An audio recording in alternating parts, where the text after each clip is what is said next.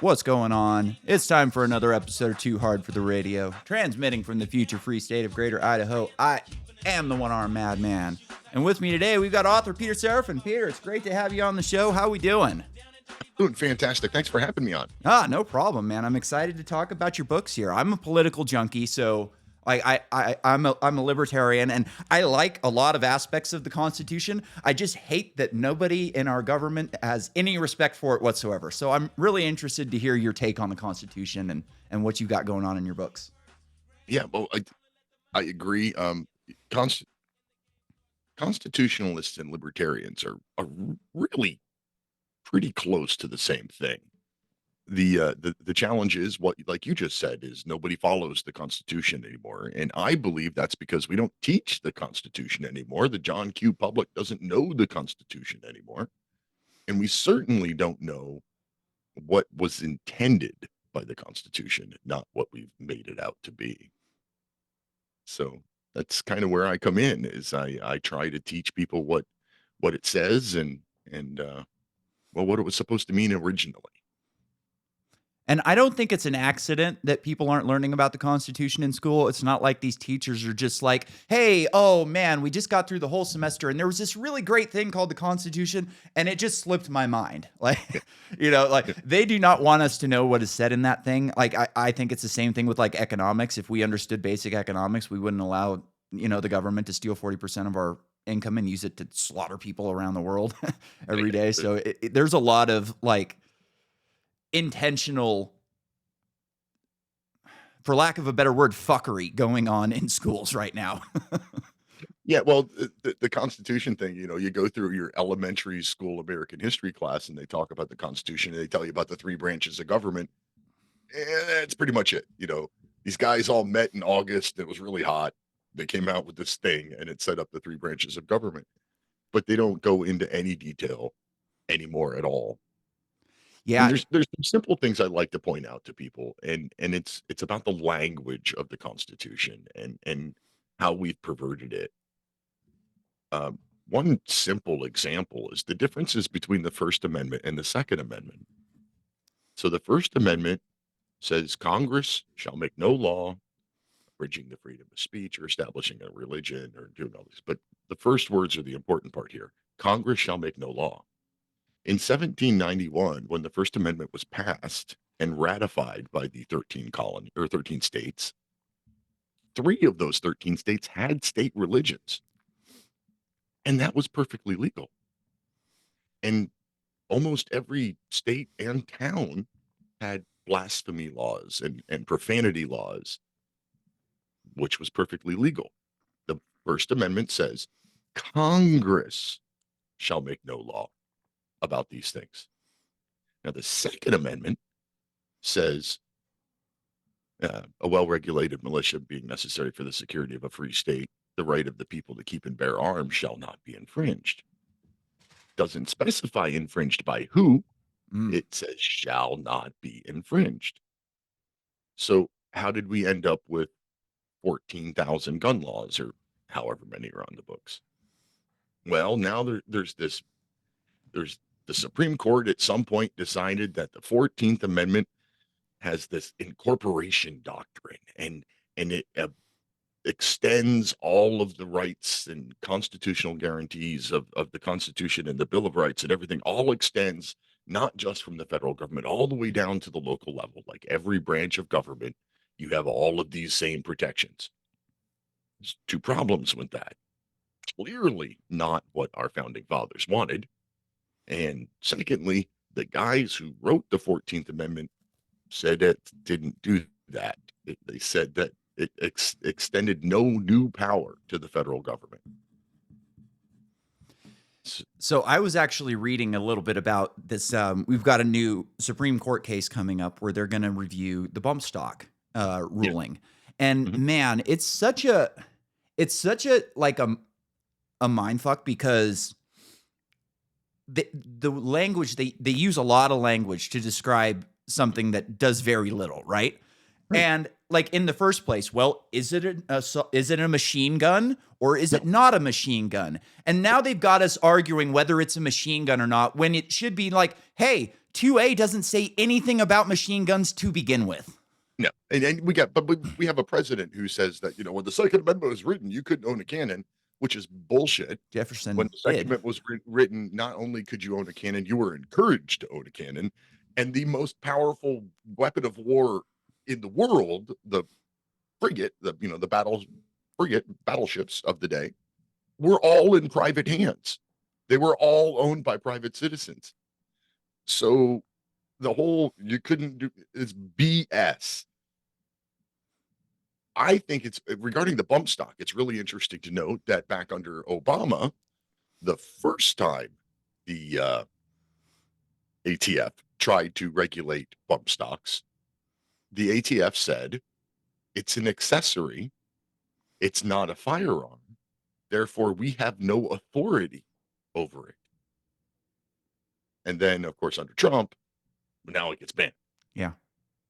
I know for people out there that don't know, it's basically a freaking spring. All it does is make the rifle move back and forth while you hold the trigger, so that the trigger is recycling. You're still technically pulling the trigger every time it shoots around. It just makes the recoil bounce off your shoulder. Yeah, it limits recoil. It makes it easier to shoot. It makes it a safer weapon. Yeah. Right? I mean, it's so wild. And yeah.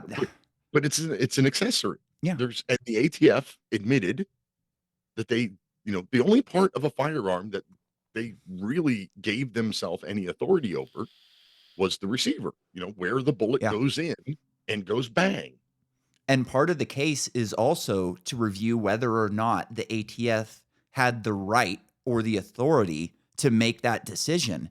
And then again, you got to go, wait a minute, where in the Constitution does it say that the ATF is allowed to do anything? Right? So it's so weird how they get you weighed down in these arguments that are kind of, right. Tom Woods calls it the index card of allowable opinion, where, and Chomsky said about this too, it's where like you have this tight area where you're allowed to like debate hardcore, like hardcore debate within these tight parameters, but they can't let you outside of those parameters. So what they want you doing is arguing about whether or not ATF has the right to do this, whether or not Congress has the right to do this, when it should be like, hey, are any of these things constitutional to begin with? But they can't have that argument coming in. The little parameters that we should be arguing about are the Constitution, Article 1, Section 8, where there are 17 powers granted to Congress. And ATF isn't one of them. No, sir. Healthcare isn't one of them. Education isn't one of them. Of the 17 powers in the Constitution, let's stretch that. All right, so there's 17 things listed that are given to Congress.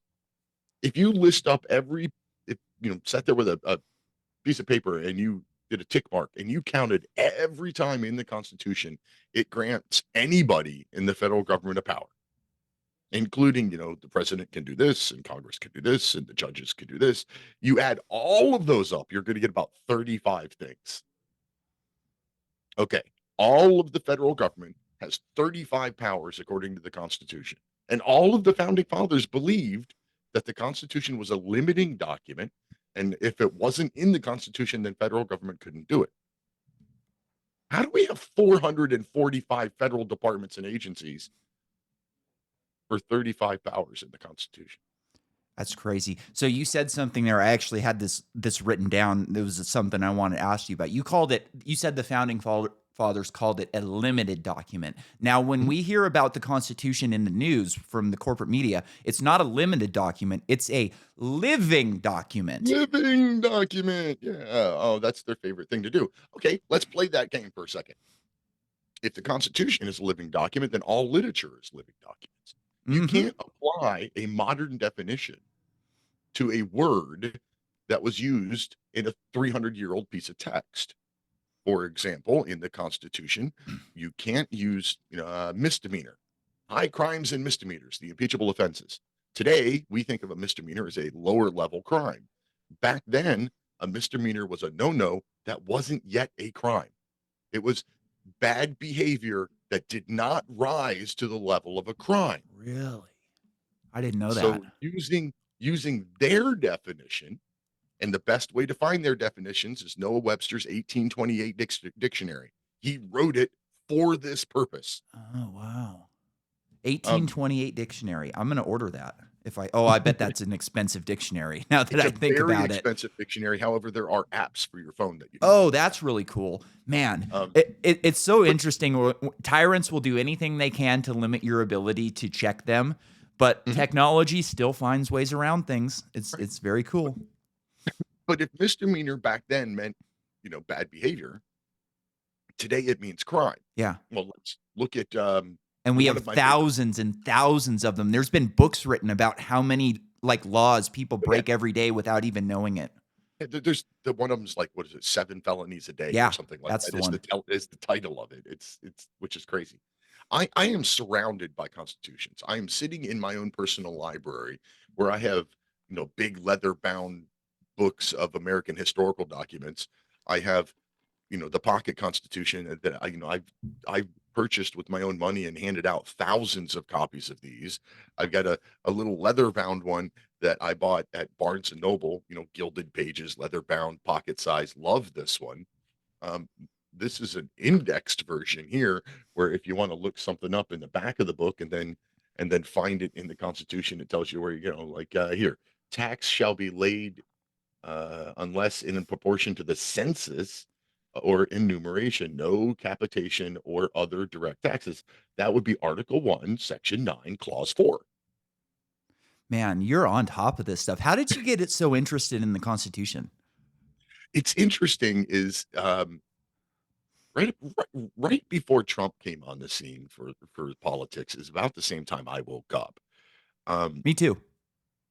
What got me was well, I looked around and I thought the world was just going crazy. And what pushed me over the edge was New York and Virginia's abortion laws, where they just completely erased the line where you can't have an abortion after this point, Mhm. and they said nope, right up until till the baby's born. And I thought, it's a little nuts. Yeah. I mean, you can agree with abortion or disagree with abortion. That's not relevant to this conversation. The the part of this conversation to me is at some point that fetus becomes a human being. And as soon as that fetus is a human being, an abortion is murder. Mhm. So where do you draw the line of, it is or isn't a human being? And up until that point, most states had drawn that line around 20 weeks or so. And even people that, except, people on both far ends of the spectrum, ignore them for a minute. The majority of people, even if they didn't agree with abortion, they're like, 20 weeks. Yeah. I can't change it. I'm not the one doing anything wrong. We'll leave it alone. But because the progressive movement pushed that line all the way up to birth, it woke me up. And I wrote my first book. I thought, you know what? Let me look back at history, my own life. Let's look at what happened in society during my own life. And I wrote Progress, really, one man's view of social progress in America. And I just looked at some of the ways that society has taken this thing progress too far. And then I started a radio show. It started out as a podcast, and then it became a radio show on a couple of live networks. And I met some great guests. And between the guests and myself, we had some great ideas. And I wrote my second book, so simple, even a politician can understand. Simple ideas for I like seemingly that. complex political issues. And what I loved about this one is that one of the listeners in my show bought like 8 copies of it and mailed one to Nancy Pelosi and Chuck Oh, Schumer good for him. and Good for them. Mitch McConnell and Good for them. That's all of them. awesome. I thought that was hilarious. Yeah. So that I've actually, on the abortion thing, I've got a great joke on that. I think it's a great joke. Most of the time people don't get it. I say that in California and Washington, D.C., fetuses or children are in superposition, because if you shoot a woman with a baby, who's pregnant, that is murder. But if that woman decides that it's a fetus up until 9 months, it's a fetus. In Washington, D.C., it can be a fetus for a year. So it is simultaneously a fetus and a baby, depending on how the mother feels about it. it's kind of like Schrodinger's cat. Yeah, It's a line. exactly. That's exactly what it is. It's in superposition.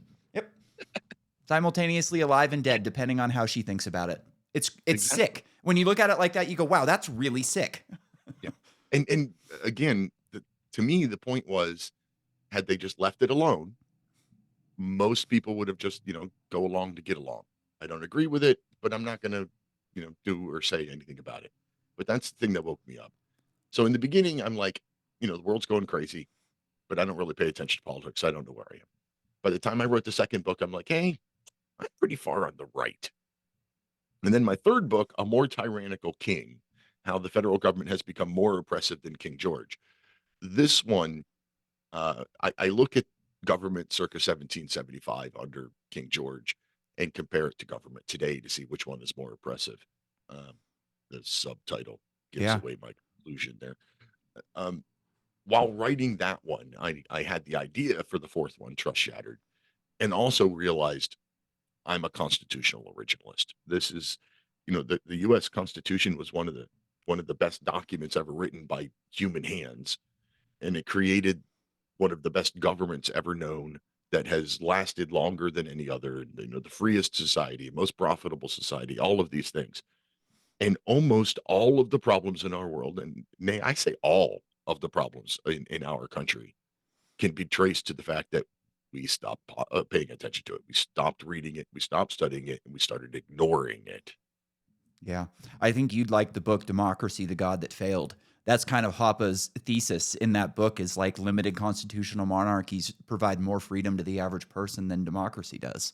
Right. And it's like Hoppe's so good, it's very hard to argue with him. We Well, weren't around to see what a limited constitutional monarchy might look like, right? So it's hard for us to kind of put ourselves in that position. So kudos to you for writing a book like that. That's got to be difficult to look at that and go, how would I have felt under this system compared to how I feel today, right? I mean, the idea came to me when it came to me about the Boston Tea Party. Mhm.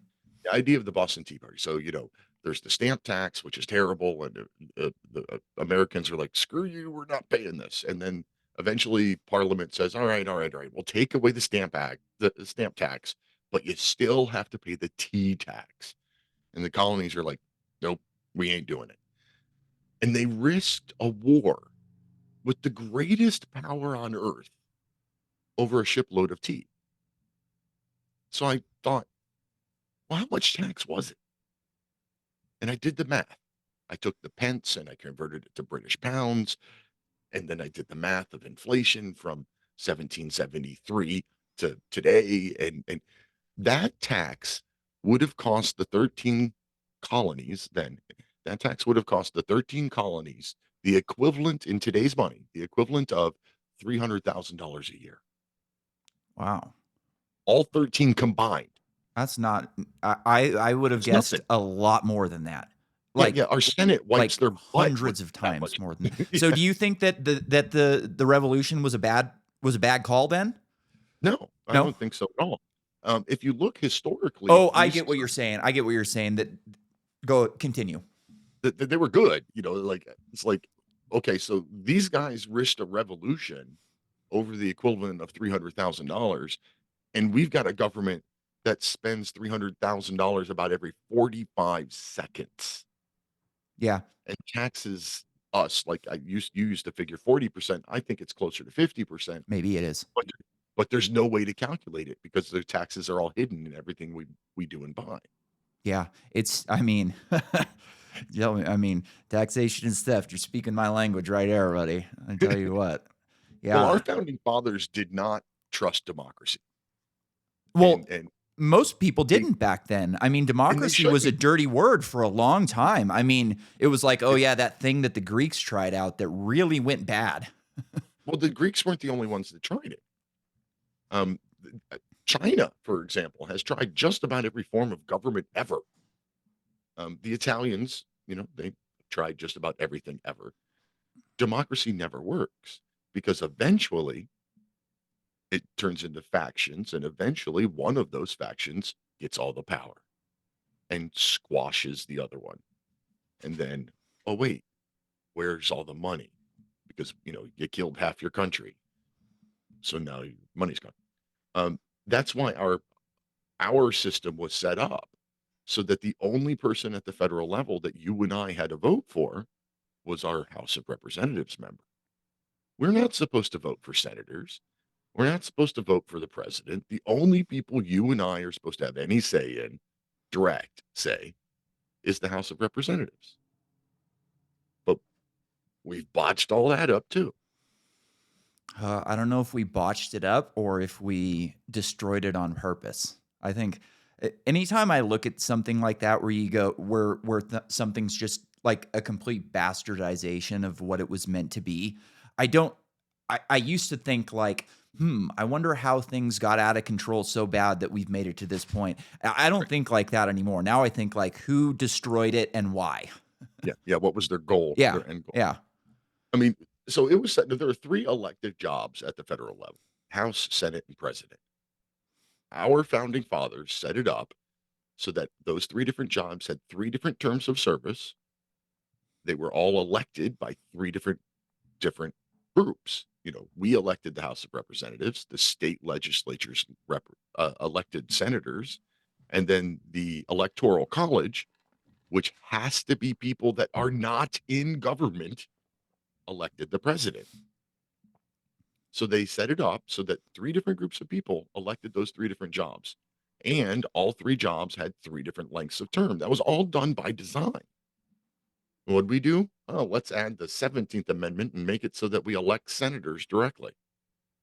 Well, now they're glorified members of the House of Representatives. They don't protect their state anymore, their state legislators, your state right to manage its own affairs.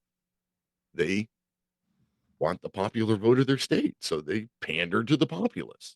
yeah. And like there's so much money involved now that it doesn't matter if the public likes you or not. Like, I don't know if you saw recently, Trump brought Lindsey Graham up on stage with him and started in here, and the crowd just lost it. They're like, no, we do not like this guy. We love you, but we hate him. I don't care. Like, we just don't like this guy. And he's still going to get reelected again. Like, there's no doubt in my mind that he gets reelected. Oh, yeah. I mean, the power of incumbency is hard to overcome. Once you get the job, it's really hard to get kicked out of it. So what are some like solutions that you look at? Like, I think a lot of times we get kind of caught up with like what's directly in front of us. So here's an example. Like, I was driving with my mother the other day, and her husband are just normal conservatives. Like, they aren't into this stuff really. They They're just not crazy right-wing people like us. no, they're just yeah, exactly. And we were talking about guns, and she just goes, "Oh, if Biden gets in again, like, I don't know what's going to happen to gun rights in this country." And I'm like, well, first of all, like, the bump stop thing, that was a Trump move all around. And like, look at what's happened in the time that Biden's been in office. Gun rights have like been expanded. When I moved to Idaho 8 years ago, you had to have a concealed carry, like a permit. Start us recording again. Sorry, everybody. I had a power outage on my end, so I don't remember what like quite where we were. My mind kind of went blank there after that. But let's just You continue. went into panic mode. Yeah, I did. Oh my God, the government's been listening to us, and they shut me down. The CIA's on us, buddy. They will do that. And just as a warning, I do believe that like a quarter of my listener base is probably CIA. I suspect that I'm on several watch lists, but I was still able to get a passport. So I was like, when I started the podcast, I was like big into looking at the metrics. How am I doing? Are we growing? Type of thing. And it just like wasn't really growing all that much. So I kind of stopped looking at it. And then one day I was like, I haven't checked metrics in a while. It's been a couple months. So I logged on, and all of a sudden I was, no, you're back. Oh, I'm back. Okay, good. Sorry about that. Anyways, I was explaining that. Oh no, now you're frozen. Oh crap. Dang it. Oh, no. What's going on? Oh shit. Oh man. Give me just a second. Yep. Damn it.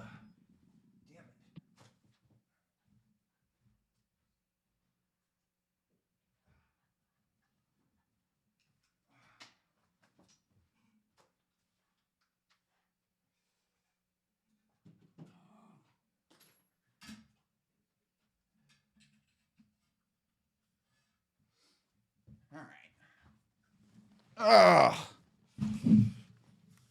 As you can tell, I run a very professional show here. Hey, those are the best ones. Right. Yeah. So hopefully we're good to go now. I didn't have my computer plugged in. I don't know what the hell's going on with me today. Yeah, no, stuff happens. Anyways, I don't remember quite where we were at. We were talking CIA and Constitution, wherever you want to go. Let's go there. Before we went on that tangent, you asked, solutions like what? Yeah, that's right. And the new book that's coming out here in a couple months, Trust Shattered. I put a quote at the beginning of that book that's kind of my inspiration for everything I do now. And the quote is, every member of the state ought diligently to read and study the Constitution of his country and teach the rising generation to be free. By knowing their rights, they will sooner perceive when they are violated and be better prepared to defend and assert them. That quote's from John Jay, who was author of 5 of the Federalist Papers and the first Supreme Court Justice of our country. Very smart man. I've read some of the Federalist Papers. I haven't read all of it.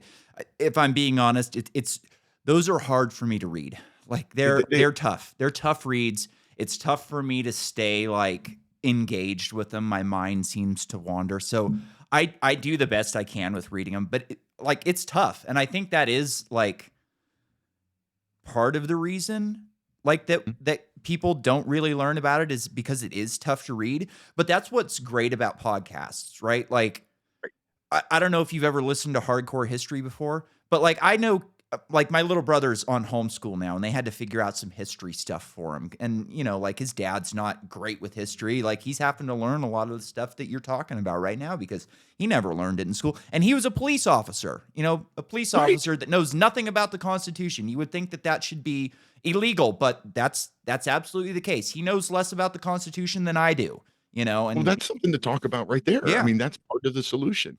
So, every federal executive branch employee, which is 2.95 million of them, and every executive branch employee of state and local governments, so your police officers, your mayors, everybody, they all have to raise the right hand and swear an oath to support and defend the Constitution of the United States. Who taught those 2.95 million people at the federal level and the countless millions below them at the county, city, and state levels what the Constitution says? When was the last time any of them read it? Never. I was 18 when I raised my hand and joined the Navy. I hadn't thought about the Constitution since grade school at that point. But we've got all of these people that are all swearing this oath to this document, but we don't teach it anymore. There should be a quiz. Like, before you can raise your hand and take that oath, you should be able to answer at least some basic questions. I mean, oh my God, the Supreme Court, no, was it Supreme Court? Federal Justice, the confirmation process. I don't remember which one it is, and I probably wouldn't say their name anyway, because it's just really embarrassing if you ask me. You got this person who's being nominated for a federal judge, which is a lifetime appointment, sitting in front of Senate to be confirmed. And Senator Kennedy is like, can you tell me what Article 1 of the Constitution does or says or whatever? She's like, I'm not familiar. He's like, how about Article 3? No, I'm sorry, I don't know. I'm like, all right, every person in this country should be able to tell you that Article 1 sets up the legislative branch of government. Article 2 sets up the presidency, the executive branch of government, and Article 3 sets up the judiciary, the courts. If you don't remember 4, 5, 6, okay, I'll give you that. But 1, 2, and 3, you were taught in grade school, and it should have been drilled into your head your entire life.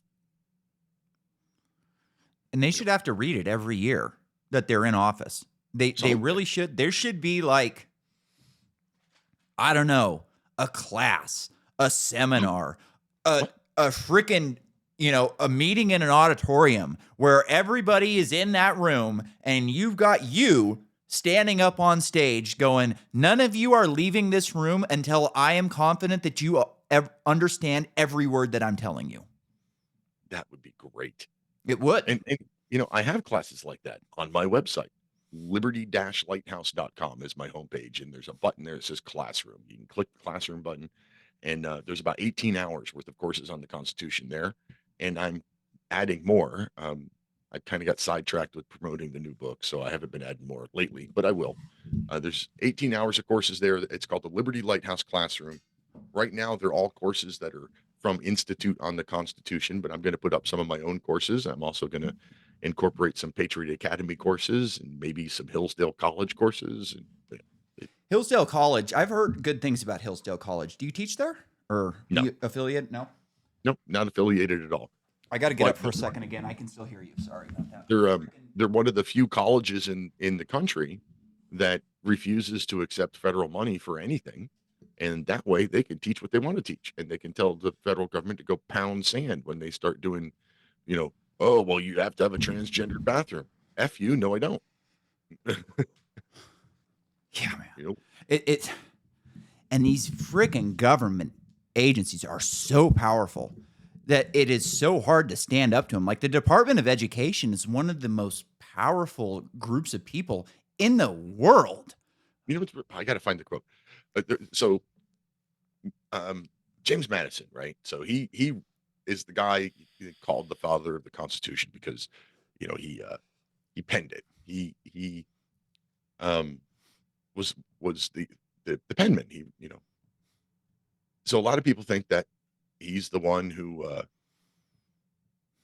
it should be given the authorship of it. You can debate that or not, how much of it he actually wrote. I don't care. But you would think that since he's the guy that wrote it down, he has a pretty good understanding of what it means, right? You would think so. Yeah, you would hope so. Well, he, yes, he was president, but he was in the House of Madison. I'm sorry. I'm trying to. No, it's all good, man. We're running a loose ship today. If things have been going crazy, we're hanging out. I'm not worried about it. So he's in the House of Representatives, and here's the quote: with respects to the words general welfare, which, pausing the quote, that is how our government currently gets away with doing whatever they want to do. Mhm. They say it's the general welfare. Yep. Read the freaking Constitution. Article 1, Section 8, Clause 18, where it says the words general welfare, is referring to the welfare of the United States, as in, the joining of the Union, not the individual citizens within. But anyway, back to Madison's quote. With respect to the words general welfare, I have always regarded them as qualified by the detail of powers connected with them. To take them in the literal and unlimited sense would be a metamorphosis of the Constitution into the character of which there is a host of proofs was not contemplated by its creators. If Congress can employ money indefinitely to the general welfare and are the sole and supreme judges of the general welfare, they may take care of religion into their own hands. They may appoint teachers in every state, county, and parish and pay them out of public treasuries. They may take into their own hands the education of children, establishing in like manner schools throughout the Union. They may assume the power of provisioning the poor and undertake the regulation of the roads other than post roads. In short, everything from the highest object of state legislation down to the most minute object of the police would be thrown under the powers of Congress. That was the late 1890s, and Madison warned us. You can't let Congress say what the general welfare is because they will use it to control everything. Yeah, they're going to turn into commies. And that's what they've done. Yeah, they're going to turn into commies. That's what I was like the whole time you're reading that. I'm going, oh, he's describing commies. They come in and they use a term like general welfare to make, I was a lineman before I got injured, and I worked up in North Dakota. And when you watch the news, you hear about like native tribes, like you would think that we are very, like, what's the word I'm looking for? Nice to the natives at this point, that we're looking out for them. Like, we realize that we did some bad things to them in the past and that, like, we're trying to make up for that. That's kind of the narrative you get, like, by watching the news. In reality, man, we used eminent domain to steal their land left and right. If there was oil, if there was land, it was in between oil and a pipeline, we're taking that land. Like, that was just it. We stole their land left and right. And at the time, I didn't really understand it because I woke up around the same time as you, and this was previous to that. I was so angry about it because we had to walk. We had to do everything on foot because they were like, all right, you're stealing our land. You can use the right of way, but don't touch our land. So we had to do everything by foot. We couldn't run a truck over anything. And it pissed me off at the time. But now I look back at it and I go, good on them. You know, Yep. they held their ground at least. Like, they did everything they could. And there was nothing else they could do. If the government wants that land, they're taking it. Well, another thing, look at what land the government can own. Hey, wait, there's a list in the Constitution. Military garrisons, forts, post offices, courthouses, and other, quote, needful buildings. The federal government has no power to own parks. Needful buildings. Are there any needful buildings in Yosemite? Is there a needful building in the creation of a pipeline? The federal government, does not have the power to own all of this. But again, we stopped teaching it. And let's say for a minute, let's just pretend that parks are needful. They're not buildings, but you got to have parks. Sure. Okay. Well, the rules of how the federal government takes land is in here. It says that they have to basically buy it from the state legislature or get the state legislature to give it to them. What was the first national park? Yellowstone. Yellowstone. Most of Yellowstone is in Wyoming, right? Yeah. Wyoming wasn't yet a state when the federal government declared that was going to be a national park. So how can a state legislature authorize it when it's not a state yet? Oh, I didn't know that. Here, we're taking this land. We'll just go ahead and make it a state later. Uh-huh. Wow. So what do you think about, like, all right, so I'm a libertarian, like I said, and there's a big rift in, like, the world of libertarians where you've got these, like, Gary Johnson libertarians who are just idiots. And then you got newer guys who are kind of more of like the Rothbardian, Hoppian, line.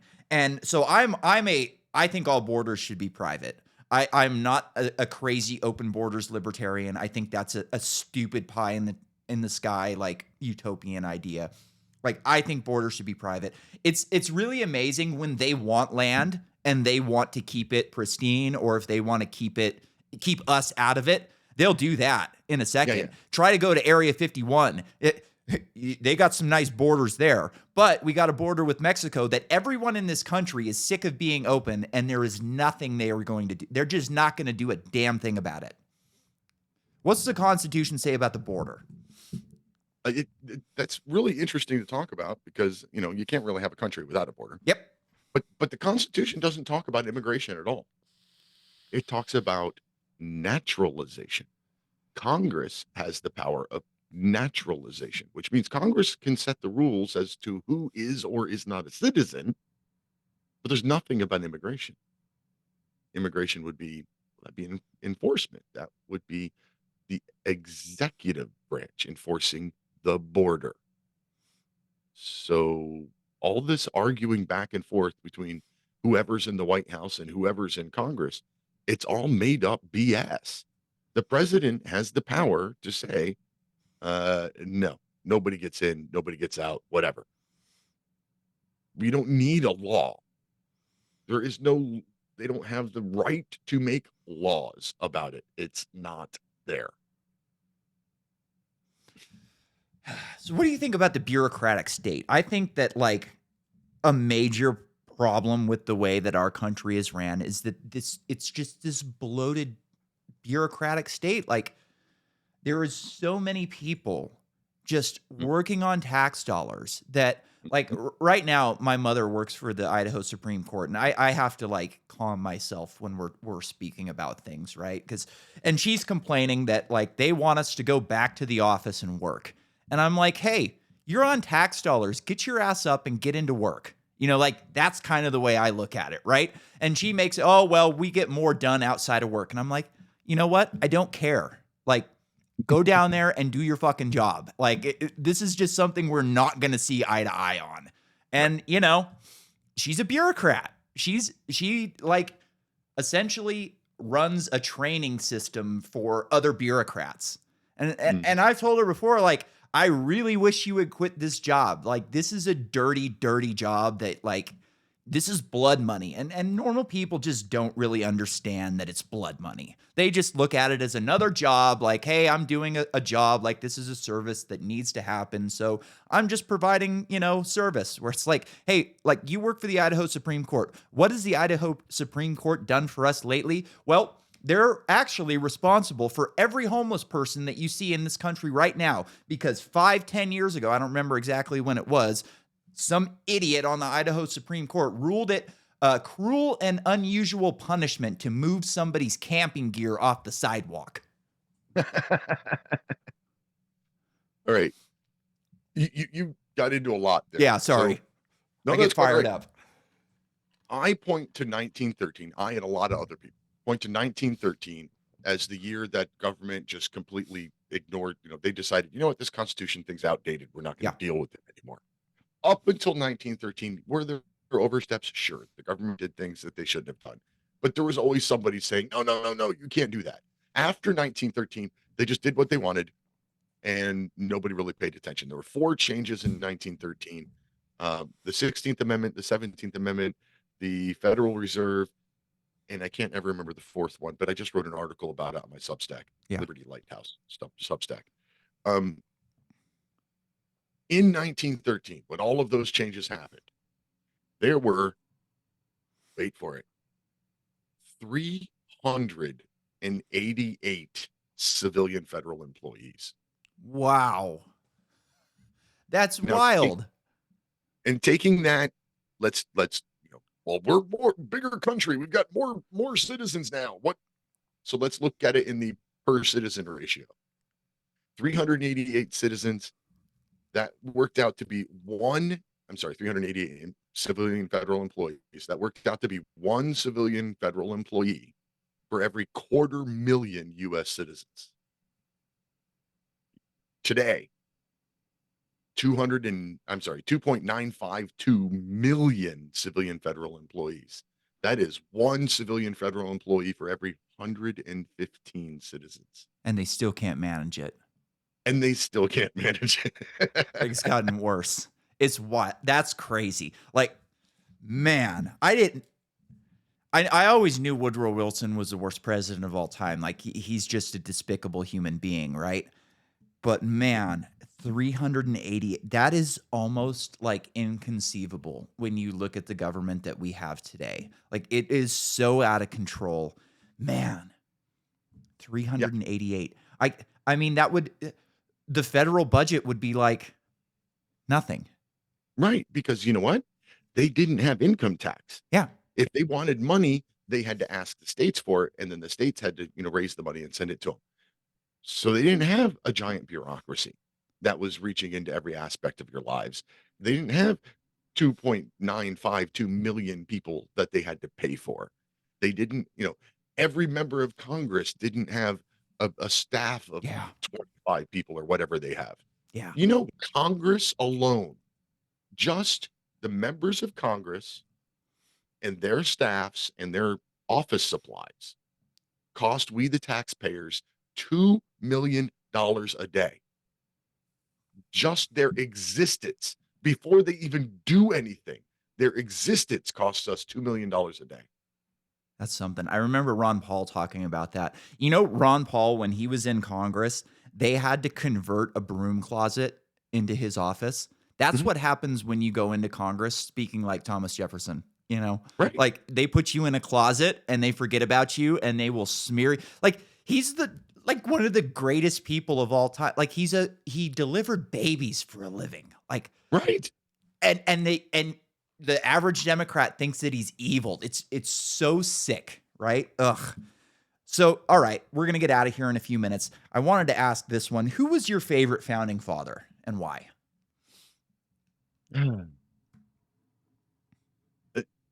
I get torn between Madison, Jefferson, and Washington. Madison and Jefferson, both for the same reason. They're both very well read, smart guys.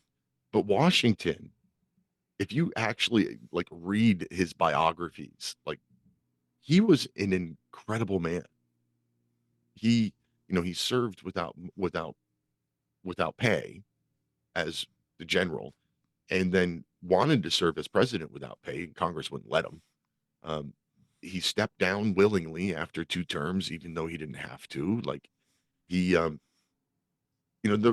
he was the first president, there was a big debate as to what to call him, and he went into a room one time where there was a group of people, and when he entered the room, somebody announced him, and he didn't like that.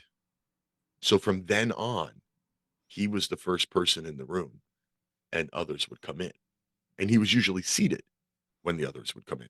He didn't like. It's funny because he was a contradiction. He had a gilded carriage and a liveried servant on the carriage. So there's the pomp and the circumstance in that aspect, but he didn't like it in his up close, personal, private, intimate settings. I'd probably have to say Washington, which was really funny. Is had Washington been given the appointment in the Redcoat Army that he so wanted as a young man, we may have lost the Revolutionary War and still be British colonies. But Yeah. because he was an American, they would not appoint him as an officer in the British Army.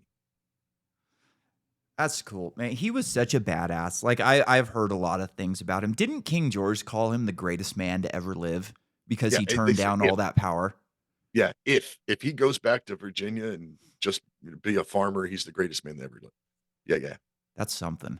Right on, Peter. Sorry for all the technical difficulties. It was great Hey, it having you happened. on, man. I'm gonna have the link to your website in the description. I hope we sell you some books here. I'm gonna buy that second book that you got, and I'm gonna read your next book when it comes out. That second one, I think that sounds interesting. I really love Yeah. the Well, the well, the title next on it. one, Trust Shattered, it has its own website. It's trustshattered.com.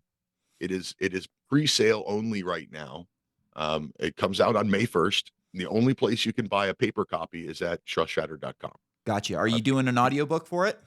I just finished recording the audiobook this morning. Yeah, you're Um, right.